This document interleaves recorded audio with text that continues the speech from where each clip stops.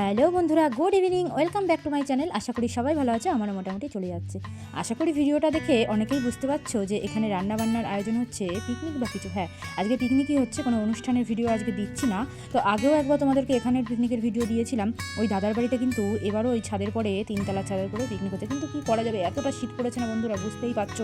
গালে হাত দিয়ে দাঁড়িয়ে আছি, কোনো কাজ করতে ইচ্ছে করছে না, ঠান্ডায় হাত পা মানে নাড়াতে ইচ্ছা করছে না। যাই হোক, কী আর করবো, এসে তো ঝটাপট করে এরকম রেড ভেলভেট কেক খেয়ে নিলাম। তো যাই হোক, কেকটা তো খাওয়া হয়ে গিয়েছে টুকটুক করে, এবার তো একটু কাজে টুকটুক করে হাত দিতে হবে। সবাই মিলে কিন্তু টুকটুক করে কাজ করে নিয়েছিলাম, কাজ টাজ করে এদিকে রান্নাও বসানো হয়ে গিয়েছে।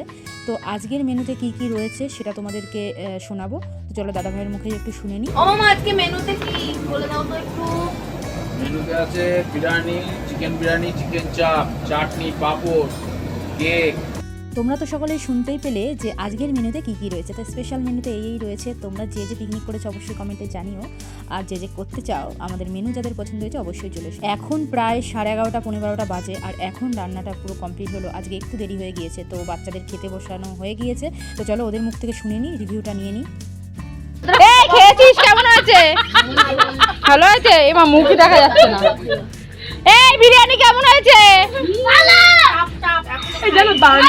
দাঁড়া, দেবই না। ঘাসনি বন্ধ শুনছিস? কি অবস্থা?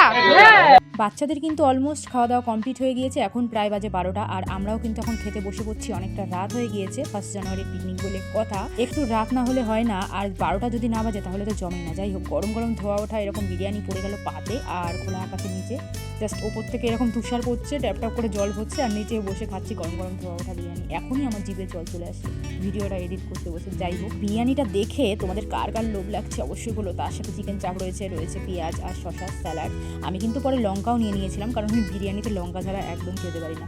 যাই হোক, বিরিয়ানি টিরিয়ানি তো ভালোই হয়েছিল, দারুণ করেছিল। তারপরে এরকম জেলি জেলি চাটনি, আমসক্ত, কাজু বাদাম দিয়ে, আর তার সাথে রয়েছে কিন্তু পাঁপড় ভাজা। যাই হোক না কেন, আর বেশি ওয়েট করে লাভ নেই, তাহলে কিন্তু তোমাদের জিভেও জল চলে আসবে। ঝটাপট করে ভিডিওটা গিয়ে লাইক কমেন্ট করে দাও, আর চ্যানেলটা যদি সাবস্ক্রাইব করে না থাকো এখনো, তাহলে সাবস্ক্রাইব করে যাও। যাও যাও।